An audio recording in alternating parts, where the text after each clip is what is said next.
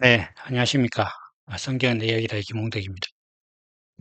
오늘은 이제 회색 성경 7번째 시간이고, 오늘은 죄에 대해서 이야기할 겁니다. 음, 지난 시간에 이제 제가 따로 조그만 그 MP3 녹음기가 있어서, 그게 이제 소리가 좀 더 잘 되지 않을까 기대를 하고, 이제 따로따로 해봤는데, 뭐, 기술이 그렇게 훌륭한 상태가 아니라서 좀 문제가 있어서 영상을 바꾸기도 했었습니다. 오늘 이제 그 죄에 대해서 얘기를 할 텐데, 죄라는 것 자체는 누구나 다 알고 있고, 누구나 벗어날 수 없고, 누구나 다 죄를 짓는다고 생각을 하고 있습니다. 이러한 보편적인 인정이 사람들로 하여금 뭐 겸손하게도 하고, 분발하게도 하고 하는데, 역설적으로 어, 사람의 이제 그런 생각들이 죄 사함을 믿는데 장애가 되기도 합니다. 그러니까 하나님께서 아들을 보내주셔서 십자가에 내어주면서까지 우리의 죄를 사하셨다라고 말씀을 하시고, 그렇게 죄를 사하고 나면 다시는 제사를 드리지 않아도 된다. 다시 이제 회개하지 않아도 된다라고 분명히 말씀을 하셨는데도 불구하고, 사람들은 어, 자기가 아직도 죄를 범한다는 생각을 떨칠 수가 없기 때문에 계속 이제 회개를 하는 거죠. 그러면 우리는 이런 상황을 이렇게 맞이하게 되면 말입니다. 심각하게 고민을 해야 돼요. 일단 하나님께서 죄를 다 사하신다고 약속을 하시고, 하나님은 스스로가 전지전능하고 우리의 창조주 되시는 분이다라고 말씀을 하셨고, 내가 그걸 믿기로 했다면은 일단 하나님께서 내 죄를 다 사하셨다라는 말 자체를 전적으로 내가 믿느냐, 아니냐에 대해서 스스로 검증을 해야 됩니다. 하나님께서 내 죄를 다 사하셨다는 말씀을 내가 믿는다면 오늘 내가 회개를 할 이유가 없습니다. 일단 그 뭐 이유는 나중에 살펴보기로 하고 논리적으로 그렇게 돼야 되겠죠. 그런데 내가 아직도 나는 생활을 하면서 죄를 범하니까 뭐 교통법규도 위반하고 때로 욕도 하고 뭐 간혹 가다가 뭐 세금을 덜 내기도 하고 뭐 이럴 수 있잖아요. 그러면 누굴 속이기도 하고. 그래서 그것이 내가 그것을 나는 죄로 생각하기 때문에 아직도 그러고 있는 나를 볼 때 나는 아직도 회개해야 된다라고 생각을 하려면 몇 가지를 부인을 해야 됩니다. 첫째, 하나님께서 아들을 보내셔서 십자가에 매달아 가면서까지 우리에게 베푸신 구속의 은혜가 내게는 효력이 없다라는 걸 인정을 해야 됩니다. 그리고 하나님께서는 거짓말하는 사람이다, 존재다, 신이다 이렇게 믿어야 됩니다. 하나님께서는 더 이상은 회개하지 않아도 되도록 하겠다라고 말씀을 하셨는데도 불구하고 내가 오늘 나를 볼 때 하나님을 그렇게 내가 믿어도 잘 안 되더라 라고 솔직하게 인정을 해야 됩니다. 이런 것은 이게 어떤 세계에 진입하기 위해서 당연한 조치입니다. 내가 하나님을 믿기로 했다면은 하나님께서 약속하신 대로 더 이상 회개하지 않아도 된다라는 그 사실까지 내가 믿든지, 아니면 나를 기준으로 해서 내가 아직도 죄를 범하고 있으니까 하나님의 구속은 적어도 내게는 효력이 없다라고 믿든지 둘 중에 하나를 해야 되는 겁니다. 그런데 사람들은 이도 저도 아닌 어중간한 이제 그 자세를 취하고 있죠. 이건 정말로 어, 개와 늑대의 시간, 그리고 방 안의 코끼리, 그리고 안다고 착각하고 있어서 낭패를 기다리고 있는 것, 모든 것이 다 해당되는 상황입니다. 첫째는 죄가 무엇인지에 대해서 불명확하게 알고 있습니다. 하나님이 어떤 분인지에 대해서도 명확하지 않습니다. 그래서 개와 늑대의 시간을 보내고 있습니다. 그리고 또 한편으로 보면 하나님께서는 분명히 죄를 사하셨다고 했는데 나는 아직 회개하고 있으므로 무지무지하게 심각한 문제가 내 안에 있는데 방 안에 코끼리처럼 큰 문제가 있음에도 나는 어떻게 하지 못하고 있는 상황입니다. 마지막으로 이런 어중간한 상황이 지속되고 있어서 언젠가 하나님 앞에 내가 심판받기 위해서 섰을 때에 이 문제를 해결하지 못한 걸로 인하여서 하나님 앞에서 큰 낭패를 당할 텐데 절대로 회복 불가능한 영원의 시간 앞에서 내가 어, 심판을 받을 텐데 그때 내가 괜찮을 것이다 라고 지금 확신을 갖고 착각을 하고 살아가고 있는 상황이기 때문에 나중에 아주 심각한 절대로 돌이키거나 회복하거나 만회할 수 없는 그런 심각한 심판을 맞이하게 될 수 있습니다. 그럼에도 불구하고 사람들은 이 죄의 문제를 해결하지 않습니다. 특히나 이 죄의 문제는 우리 신앙의 근간입니다. 구원의 문제이고 구원을 받는다는 것 자체는 어떤 굉장히 난감한 상황, 절대절명의 위기, 죽음의 상황에서 나를 내가 건져내면 당하는 것이 구원인데, 그러면 내가 처해 있던 위기와 내가 처해 있던 그 생명을 위협받는 상황이 무엇인지에 따라서 달라지는 겁니다. 구원의 정체가. 그래서 어, 지금 우리에게 필요한 것은 이 죄의 문제를 명확하게 하고 내가 진정한 용서를 받는 하나님 앞에 구속을 받는 그러한 사람이 되는 것이 가장 시급하고 중요한 문제가 될 것입니다. 성경이 말하는 죄는 어, 결론부터 말하면 행위에 관한 것이 아닙니다. 일단 하나님께서는 그 정체성이 풍요나 다산의 신이 아닙니다. 사람이 어떤 행위를 하느냐에 따라서 농사가 잘 되게 하는 그런 바알과 아세라 같은 신이 아닙니다. 사람이 어떤 정성을 들이느냐에 따라서 아들을 점지해주는 그런 신이 아닙니다. 하나님은 당신의 정체성에 대해서 나는 스스로 있는 자다 이렇게 말씀을 하셨습니다. 그리고 하나님께서는 항상 사람들에게 네가 무슨 짓을 했느냐라고 물으시지 않습니다. 너는 나를 누구라 하느냐? 너는 어디에 있느냐? 이렇게 물으십니다. 우리가 아담이 선악과를 먹었을 때 하나님께서 내가 어디에 있느냐라고 질문하신 걸 알고 있습니다. 그 질문은 위치나 좌표를 물으신 게 아닙니다. 우리가 이런 경우가 있죠.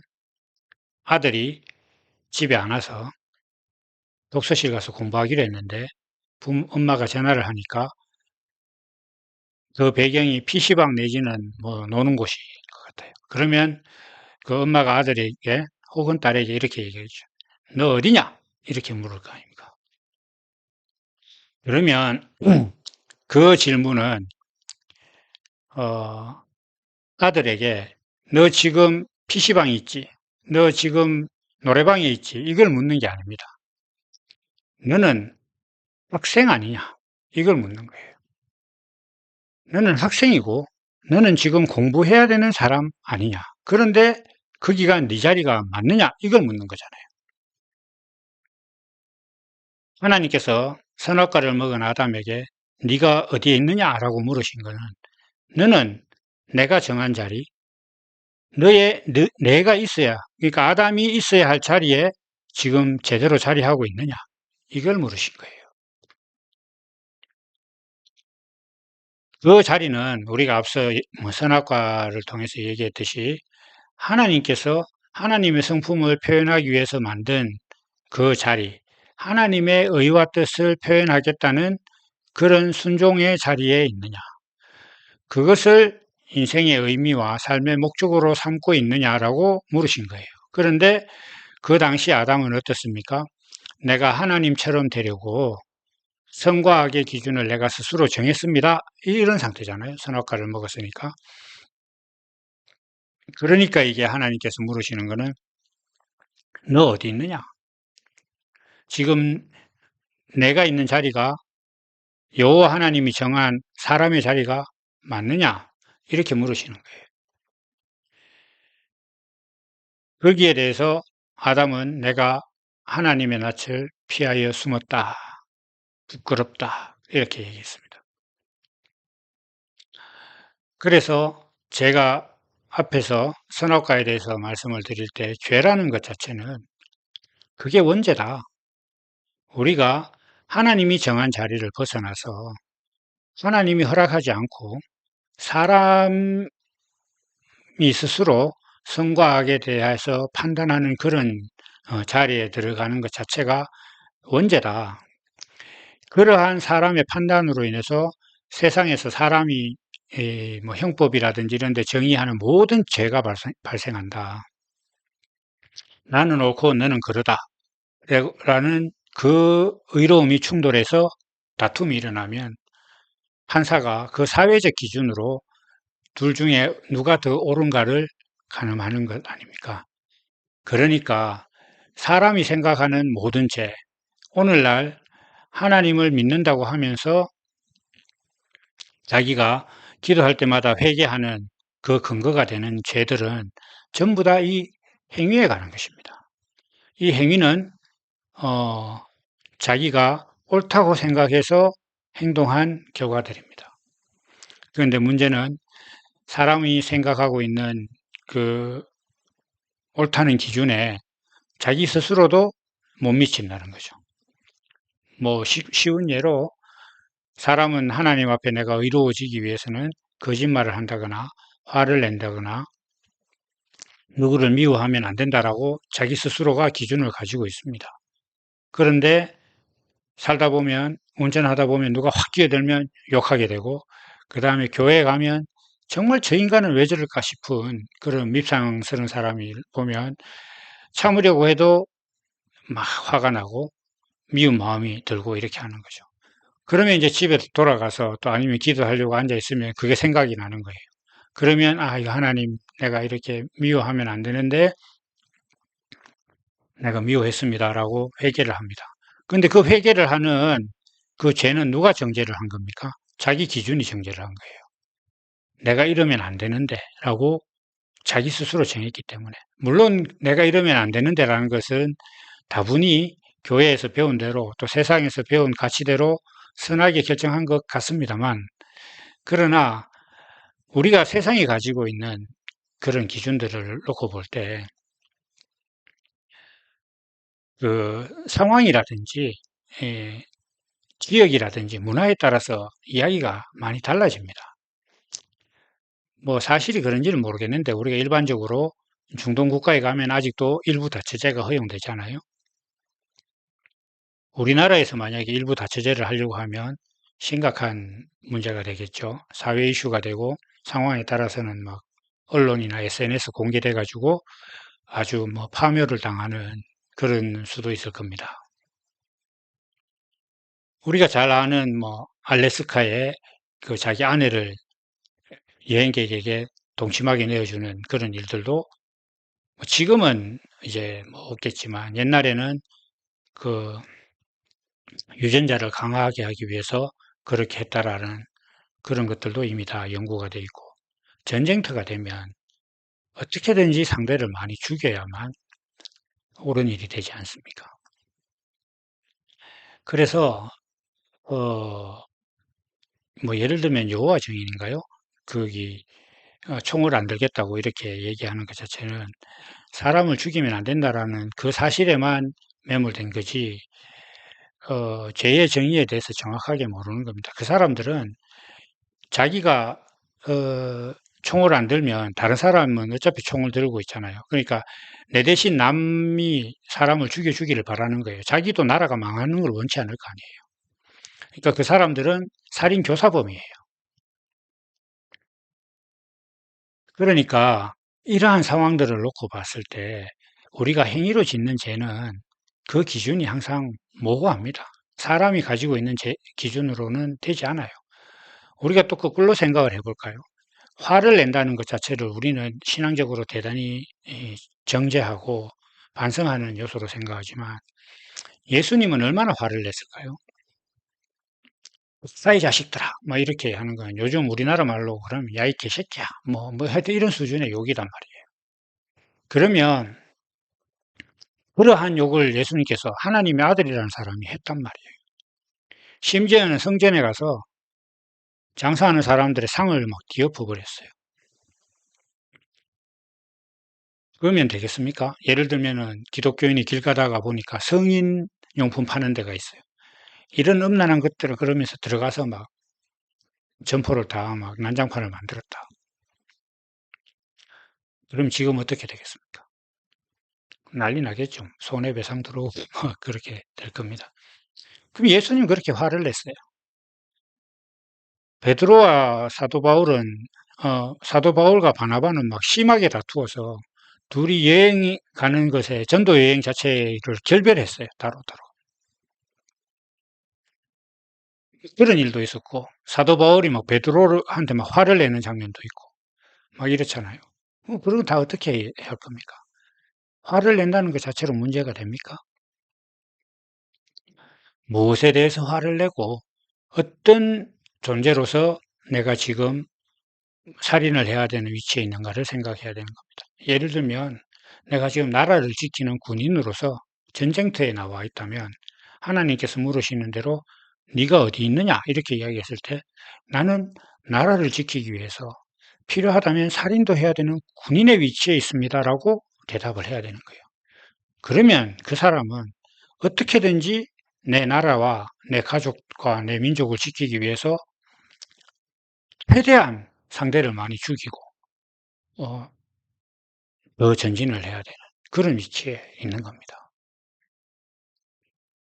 하나님을 모욕하는 골리앗 앞에서는 다윗이 신체도 작고 하지만 자기가 최선을 다해서 화를 내고 몸으로 수용할 수 있는 모든 분노를 분출하면서 거기에 대항을 해야 되는 겁니다. 그런데 그런 상황 앞에서 화내지 말라고 했다. 그러고 앉았으면 되겠습니까? 이게 안 되는 거예요. 우리가 이제 오늘 죄에 대해서 얘기를 하고 있는데 하나님께서 말씀하시는 죄는 존재에 관한 죄입니다. 내가 사람이 하나님께서 정한 자리에 있느냐 없느냐, 하나님께서 정한 정체성을 유지하고 있느냐, 하나님이 정한 것을 목적으로 삼는 존재이냐라는 것을 하나님께서는 죄냐 아니냐라고 물으시는 거예요. 그러면 거기에 대해서 내가 아니다. 나는 내 기준으로 어, 선과 악을 정하는 하나님의 기준, 하나님이 정한 목적을 내가 벗어난 사람이었습니다. 라고 고백을 해야 되는 거예요. 우리가 잘 알고 있는 그 예수님께서 부활하신 다음에 베드로에게는 네가 날 사랑하느냐라고 물으신 장면이 있지 않습니까? 세 번 물으셨을 때 그 질문을 저도 뭐 헬라어를 전공한 사람이니까 잘 알지는 못하지만 내용을 보면 그렇다고 하더라고요. 예수님께서 세 번 물으셨는데 앞에 두 번은 아가페 사랑으로 물으셨다고 하더라고요. 네가 나를 무조건적인 사랑으로 하나님의 사랑으로 나를 사랑하느냐 이렇게 묻고 두 번을 그렇게 물었는데 어, 베드로는 뭐라고 대답했냐면 필로에 내가 우정과 같은 친구 간 사람 간의 사랑으로 주님을 사랑했다는 것을 주님이 아십니다. 이렇게 대답을 했어요. 두 번을. 세 번째는 예수님께서 그럼 정말로 네가 나를 필로에 했느냐? 친구 간의 우정 같은 사랑으로 사람의 사랑으로 나를 사랑했느냐? 이렇게 물을 때 베드로가 그때도 그렇다고 답을 한 거예요. 그래서 예수님께서 그 모든 대답에 내 양을 먹이라, 내 양을 치라, 내 어린 양을 먹이라 이렇게 답하시잖아요. 그러면 그 대화 속에서 베드로는 예수님을 사랑했단 말입니까? 안 했단 말입니까? 안 했단 말이에요. 너가 지금 나와의 관계에 있어서 하나님의 사랑으로 나를 사랑했느냐? 근데 베드로가 그렇지 않다고 대답했어요. 왜 그랬냐 하면, 이건 좀 다른 얘기일 수도 있는데, 베드로는 예수님이 6월절에 예루살렘에 들어가면 로마로부터 이스라엘을 독립시키고 가난을 해결하는 그리스도가 될 줄 알았어요. 그런데 예수님께서 하나님의 아들인데 채찍질 당하고 매를 맞고 있거든요. 그러니까 십자가를 진다는 걸 베드로는 도저히 이해를 할 수 없었어요. 그래서 자기는 예수님께서 또 하나님께서 예수님을 보내신 그 뜻에 대해서 그 상황에서 부활하신 예수님을 만난 그 순간에도 정확하게 자기는 모르고 있는 상태였어요. 그러니까 그러고 난 다음에 또 엠마오로 도망가 버리잖아요. 부활하신 예수님 만나고 도망간 거예요, 베드로가. 도망가 버렸잖아요. 그런데 그런 모든 문제들이 성령이 오시니까 해결됩니다. 성령이 오시니까 십자가에 못 박힌 예수가 하나님의 아들 그리스도다라고 베드로가 전하게 되는 거죠. 베드로는 그때 자기 자신이 정말 솔직했던 거예요. 그러니까 우리가 하나님 앞에 내가 무엇을 회개해야 되느냐 이렇게 할 때 내가 인생을 사는 목적이 어디에 있었는지를 돌아보고 하나님께서 정하신 대로 예수님을 보내서까지 표현하고자 했던 그 낮아짐을 인생의 진정한 가치로 알고 살아가는 존재였느냐 아니냐를 내 스스로 솔직하게 돌아보고 그게 아니었다라는 것을 고백하는 게 죄사함의 시작입니다. 하나님께서는 죄의 그 존재의 죄에 대해서 우리에게 구속하시고 용서하시고 사하시는 거예요. 내가 하나님 앞에서 하나님이 정한 목적대로 사는 존재가 아니었습니다라고 고백하는 그 고백을 듣고 하나님께서 그래 그러면 됐다. 너가 이때까지 내가 정한 목적대로 살지 못했다는 것을 고백한다는 것 자체는 앞으로 우리가 생각을 해보면 하나님의 뜻대로 내가 살지 못했다는 걸 깨달으려면 하나님의 뜻이 무엇인지 알아야 되고 그 다음에 내가 그것과 다르게 살고 있다는 걸 알아야 돼요. 그래야 이걸 고백할 수 있는 거예요. 무작정 우리가 우스갯소리로 연인들끼리 싸운 다음에 남자가 여자한테 잘못했다 하니까 여자가 잘못했는데 이렇게 묻는 그런 상황이 아닙니다, 이게 지금. 하나님 앞에 성경에서 너희가 죄를 자백하고 시인하면 그놈이 부시고 의로우사 용서하신다고 하시는 것 자체는 그냥 하나님 내 잘못했습니다라는 그 말 자체를 듣고 싶으신 게 아니에요. 잘못했다라고 인정하기 위해서 선행되어야 되는 게 있단 말이에요. 선행되려면 내가 하나님 뜻대로 살지 못했구나라고 고백을 하는데 하나님의 뜻이 무엇인지도 모르는데 내가 하나님 뜻대로 살지 못했다고 고백한다는 게 그게 진실일 수 있나요? 그게 아니단 말이에요. 하나님께서 내게 원하시는 바가 무엇이구나라는 것을 분명하게 깨닫고 나면 내가 그대로 못 살았구나를 발견하게 될 것이고 이게 궁창 위의 물과 궁창 아래의 물이 나눠지고 진정한 땅이 드러나는 천지창조의 과정입니다. 그렇게 됐을 때 하나님께서 그래 그러면 됐다. 너는 내가 정한 목적대로 살지 못했다는 걸 고백한다는 것 자체는 내가 너에게 무엇을 바라는지를 알고 있고 네가 그렇게 살지 못했다는 것을 안다는 것이므로 내가 너를 용서한다. 이제는 다시는 네가 그런 회개를 할 일이 없을 것이다. 이렇게 말씀하시는 거예요. 우리가 유명한 탕자의 비유를 한번 볼까요?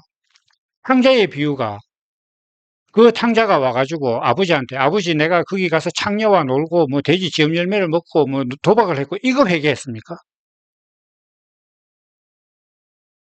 거기가 내 자리가 아니더라. 혹시라도 지금이라도 내가 아버지 아들로 살 수 있으면 받아달라. 이거잖아요. 아들이라는 자리를 떠났다가 거기는 내 아버지의 아들의 자리가 아닙니다. 그래, 내 돌아왔습니다. 받아주시겠습니까? 이렇게 했단 말이에요. 그러니까 그 아버지가 받아준 거예요.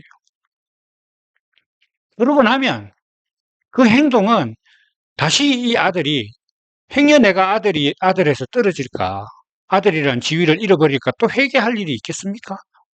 절대로 없습니다. 우리 성경에서 말하는 모든 회개와 제사함은 바로 이것이에요. 존재의 죄에 대해서 내가 회복이 되고 나면 다시 회개할 일이 없는 거예요. 아들로 낳는데 내가 아버지와 아들의 관계가 끊어질까봐 그걸 전전긍긍하는 사람이 있습니까? 유전적으로 그게 가능합니까? 그래서 성경에서 하나님의 아들로 거듭났다라고 하잖아요. 난다라고 하잖아요. 그러니까 생명으로 나면 더 이상 거기에 대해서 왈가왈부할 일이 없는 거예요. 너무 간단한 거단 말이에요. 그 성경에서 말하는 제사함과 용서는 바로 이겁니다. 그런데 뭐 우리가 자꾸 회개를 하고 있다? 그럼 하나님께서 원하는 회개를 안 하고 있는 거예요. 존재에 대해서 자기가 깨닫지도 못하고 하나님께서 묻는 것이 뭔지도 모르고 하나님이 인생에 대해서 원하는 게 뭔지도 모르니까 회개를 똑바로 한 적이 없어. 그러니까 계속 회개하는 거예요. 자기 기준으로. 선악과를 먹은 자기 기준으로 계속 회개를 하는 겁니다. 거기에 구원이 있을 수 있나요? 다는 없습니다. 그래서 말씀드리면 기도할 때마다 회개로 시작하는 사람들은 구원이 없어요. 그게 구원이 있을 수가 없습니다. 그걸 겸손으로 생각하면 안 됩니다. 하나님께서 원하시는 회개를 하지 않은 사람이어야지. 그러면 이제 사람들이 이렇게 묻습니다. 그러면 구원만 받으면 도둑질 해도 되느냐 이렇게 묻는데 그건 정말 한심하기 짝이 없는 질문입니다. 제가 이 질문을 뭐 수시로 이렇게 반문을 듣는데 제일 좀 심각하게 들었던 사람이 대학 교수였어요. 대학 교수가 저한테 얼마나 그걸 강력하게 항의하든지. 제가 그때 그랬어요. 세상의 지식하고는 아무 상관이 없긴 하다. 아니, 그럼 하나님의 아들이라는 그 본성, 거듭난 본성 안에 도둑질하는 본성이 있다는 거냐, 그럼 지금. 하나님 아들이 도둑놈이라는 뜻이냐. 제가 그렇게까지 얘기를 했어요. 하나님의 품속에서 나온 사람이, 도둑질하는 생명이냐고. 그렇게 믿냐, 내가 이렇게. 제가 말을 했습니다. 그래서 제가 늘 이 말에 대해서 이렇게 대답을 하고 있는, 그때 그 기억이 있어서. 그러니까 사람들이 지금 좀 과격하게 말하면 교회에서 매일 회개하는 사람들은 다 구원이 없는 사람입니다.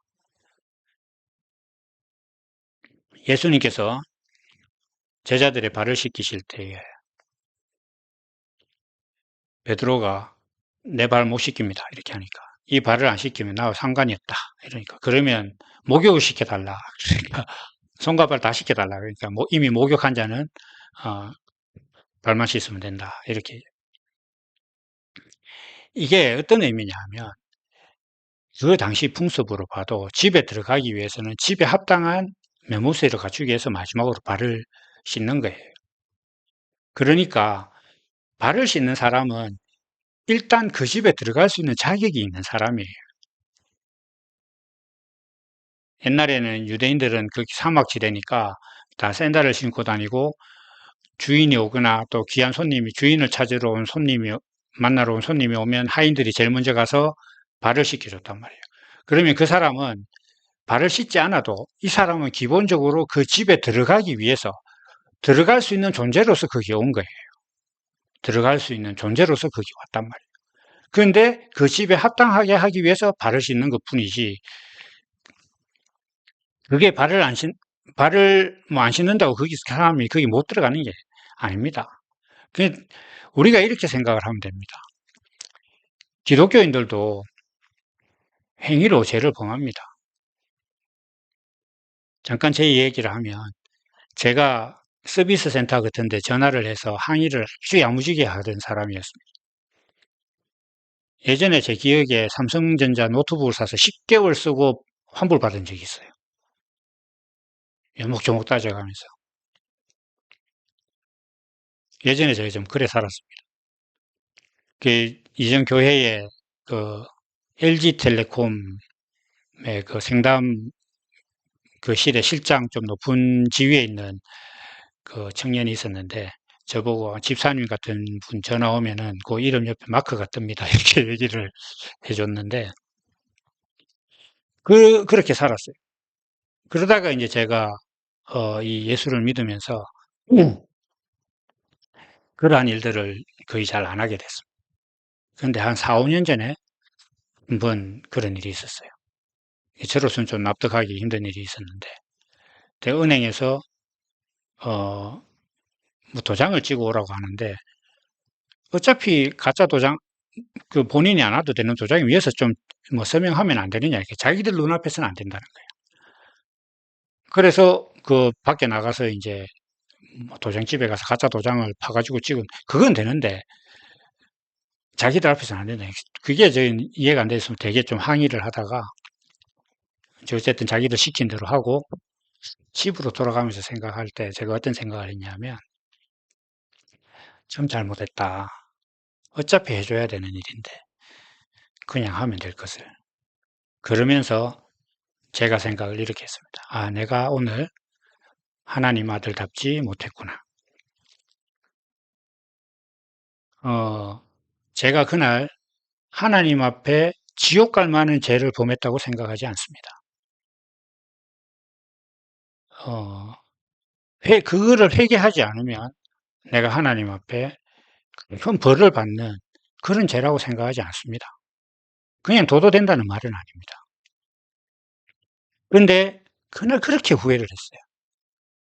예전에 막 1년 선 노트북을 환불받으면서도 당당하고 야 잘했다고 생각했었는데 그날은 그게 그렇게 마음에 찔리더라고요. 그리고 또 얼마 안 있다가 한 2년 전인가 어떤 그 마이크로소프트하고 통화를 하면서 제가 여직원을 되게 다그친 적이 있었거든요. 그또 마음이 너무 후회가 됐는데 마침 어떻게 그 다음 날인가 그 직원하고 다시 통화를 하게 됐어요. 제가 사과를 했습니다. 어제 그분 맞죠? 그러니까 맞다 그러더라고요. 그래서 대단히 미안하다. 아, 내가 그렇게까지 안 해도 됐었는데 예, 그렇게 하여튼 미안하다. 그러니까 그 아가씨도 놀라는 거예요. 그런 걸로 뭐 사과하는 사람이 잘 있겠습니까? 제가 그랬는데 예전보다 제가 더 후회스러운 거예요. 왜냐? 내가 하나님 아들답지 못했다. 이렇게 생각하거든요. 그게. 그래서 오늘 진정으로 구원받은 제가 오늘 말씀드린 것처럼 자기 존재를 회복한 그런 온전한 용서함과 죄사함을 받은 사람도 행위로 어떤 실수라든지 잘못을 범할 수 있습니다. 그런데 느낌이 달라요. 더 참여하는데 그 죄로 인해서 내가 지옥 갈 것을 두려워하지 않습니다. 그러나 내가 하나님 아들답지 못했다는 것 자체에 대해서 더 창피하고 더 반성하는 거예요. 그러나 다시 말하지만 그런 일로 제가 지옥 가지는 않을 겁니다.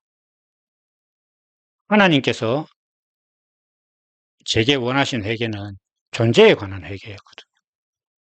제가 제 인생의 가치 기준을 스스로 정하면서 살던 것이 잘못됐다는 걸 깨닫고 하나님 앞에 하나님의 뜻이, 하늘의 뜻이 땅에 이루어지기를 구하고 그것이 풍성해지고 장성해지기를 바라면서 사는 제게 있어서 그러한 행위가 저를 구속하지, 그, 송사하지는 못합니다. 그러나 스스로가 하나님 앞에 내가 하나님 아들답지 못했다는 것에 대해서 부끄러워하고 반성은 합니다. 이건 완전히 다른 거예요. 그래서 정리를 하면 우리가 하나님 앞에 회개해야 되는 죄는 행위에 관한 죄가 아니다.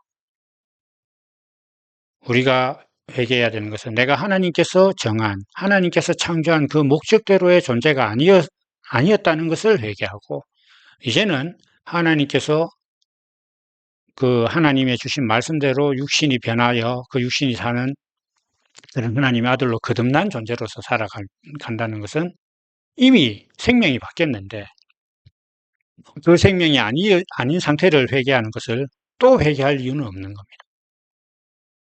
하나님의 아들이 아니라는 것을 회개해야 되는데 하나님의 아들로 거듭나서 또다시 하나님의 아들이 아니었다라는 것을 회개할 이유가 전혀 없는 겁니다.